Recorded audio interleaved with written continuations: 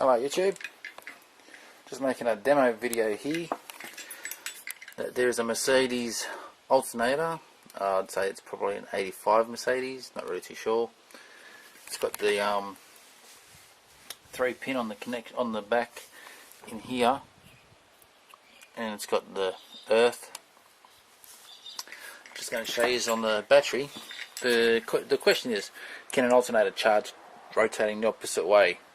And yes, it can. And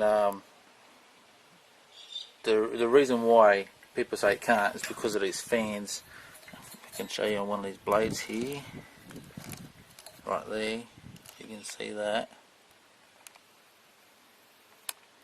So it's got the arrow there, pointing to say the blade has to go this way. Now, in its own environment underneath the bonnet, where there's a lot of heat and so forth, yes, it has to. But outside the car, where it's got plenty of ventilation, it makes really little to no difference which way it turns. One way is drawing the hot air out, the other way is sucking cold air in. You see here, just put the wire on the battery here. I've got 13.4, I'll go up a little bit. 13.49 volt, there you go, 50. Alright, I'll just connect up this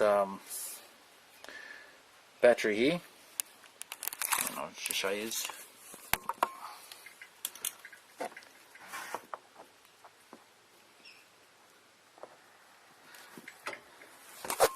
Okay, I've got the lead connected to the battery, still reading 13.5. Now here's a little trick. So you got on the alternator, you got a D plus and you got a B plus. The B plus goes to the battery. This particular alternator has 2 leads that comes out and goes to the battery. And this lead here, this is the D plus. The D plus goes between a light and the main wire, and preferably on a switch if you're running it this way.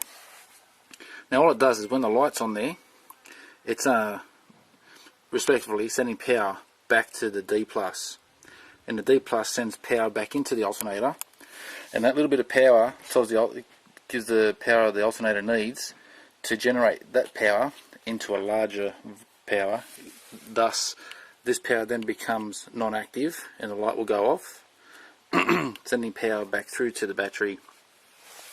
As say, what I'm going to do is I'm going to get the little electric motor here rotating, and just for experimental purposes, what I'm just going to do is just tap this wire on, just to give the alternator the power it needs. It doesn't need any more than that, just a sudden touch.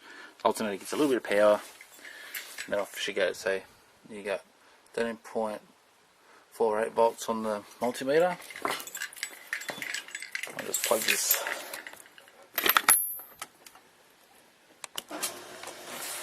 Plug the power in, so there we go, so we've got now running. And you can see still no power getting to the battery. You can see that which way that alternator is turning, so it's going anti-clockwise to the way it should be going.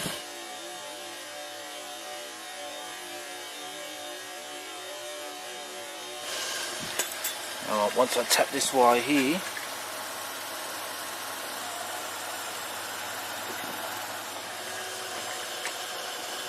now you can see the 14 volts from the alternator that she's charging. So I searched a lot online for my answer, and I found a few good places, a few good responses. So I thought I'd do a bit of a beta test myself and try it out. So there you go. Thanks for watching.